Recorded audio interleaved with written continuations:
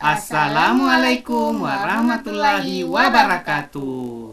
Selamat pagi pemirsa di rumah. Apa kabar tas semua? Sehat-sehat kina semua. Saya Aco. Dan saya Cece. Kami kembali di hadapan Anda semua. Di mana lagi kalau bukan di program kesayangan kita bersama Lingkar Kreatif. Ada Kak Cece yang menarik untuk disuguhkan ke pemirsa? Hehehehe. Ada, Cok. Kita tahu gunanya pupuk toh? Nah, Sami Cece, sekedar info nah, semua tanaman di ruangan pakai pupuk. Di mana kita dapat pupuk? Kan banyak dijual di toko-toko pertanian kita, Cece. Nonton dulu liputan yang satu ini ya, Cok. Biar double 5 kilo lagi pupuk. Langsung make. Nah, cus.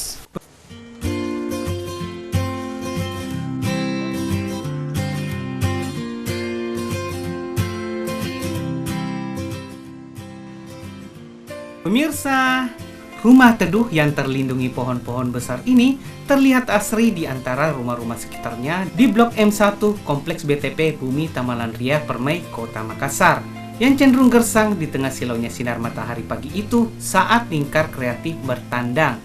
Rumah ini milik Dr. Husnul Yakin, salah satu dosen di Fakultas Kelautan dan Perikanan Universitas Hasanuddin, Makassar.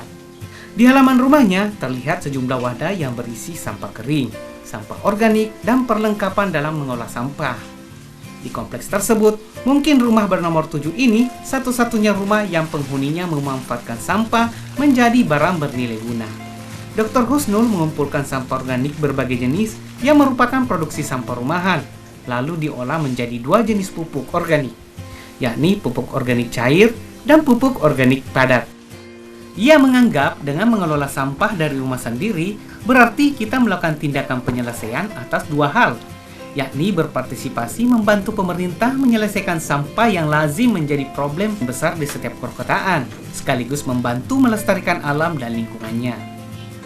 Menurutnya, mengolah sampah rumah tangga bisa dilakukan oleh setiap orang dengan perlengkapan dan peralatan yang sederhana. Dr. Husnul sendiri melakukannya dengan cara ia mengumpulkan semua jenis sampah organik yang ada di sekelilingnya, seperti daun yang berjatuhan di halaman rumah, sisa sampah dari dapur seperti buah-buahan dan sayur-sayuran.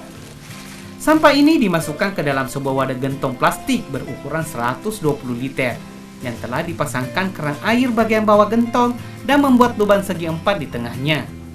Sampah yang dibasuhkan dicincang-cincang hingga melunak.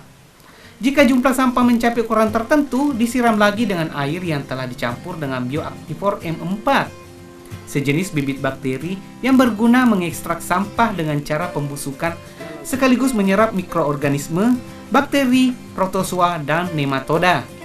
Langkah terakhir adalah menutup wadah selama berhari-hari untuk proses penguraian. Ini adalah salah satu kegiatan dari selesaikan sampah di rumah.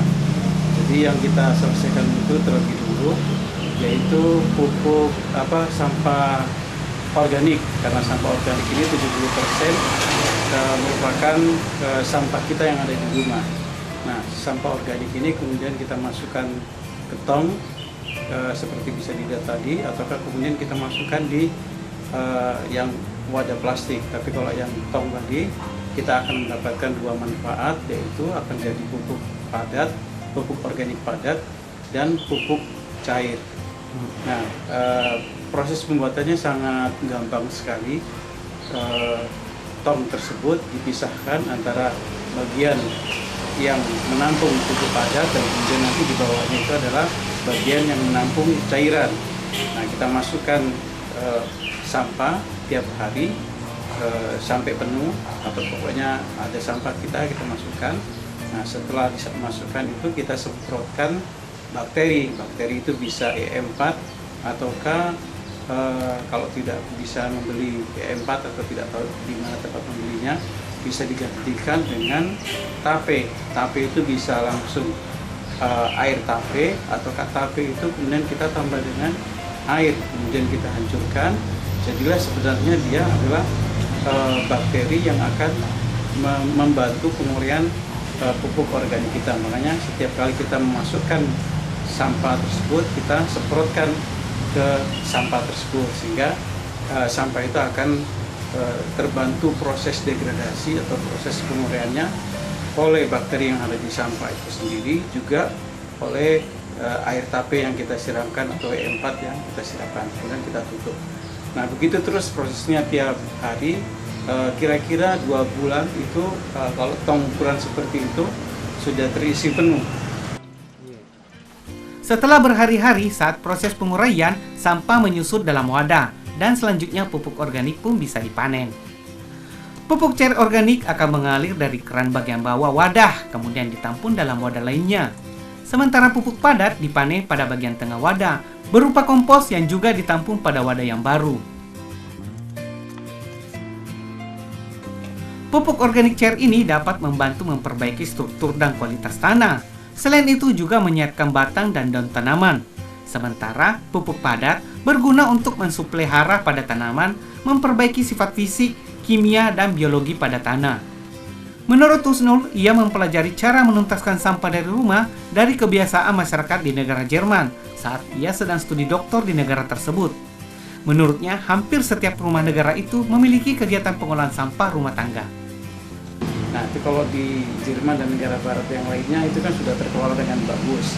Nah, kalau di kita agak susah untuk menyelesaikan seperti di Jerman sana karena kemungkinan pemerintahnya belum ada goodwill, masyarakatnya juga belum terbiasa dan sebagainya. Nah, salah satu cara untuk itu adalah membiasakan masyarakat mengolah sampah di rumahnya sendiri. Itu di Jerman ya? Di Jerman dikelola per kecamatan. Kecamatan ya? Gitu. Kalau kita kan agak susah untuk mengelola itu. Nah, oleh karenanya saya berpikiran bagaimana kalau mengolah sampah ini di rumah sendiri, karena sebenarnya kan kita punya toilet. Toilet itu kan juga bak sampah sebenarnya. Iya. Gitu kan? Nah, kenapa kita tidak menyediakan dalam tanda kutip toilet yang lainnya untuk sampah yang lainnya juga? Nah, Husnul berharap agar masyarakat kota secara luas mempraktikkan penyelesaian sampah rumah tangganya dari rumah sendiri, termasuk masyarakat pertanian agar menggunakan pupuk organik untuk pertanian dan perkebunan mereka. Sebab dengan pupuk organik akan menghasilkan tanaman yang sehat. Jika tanaman sehat yang dikonsumsi oleh masyarakat, otomatis menciptakan masyarakat yang sehat pula, tentu dengan imun yang baik.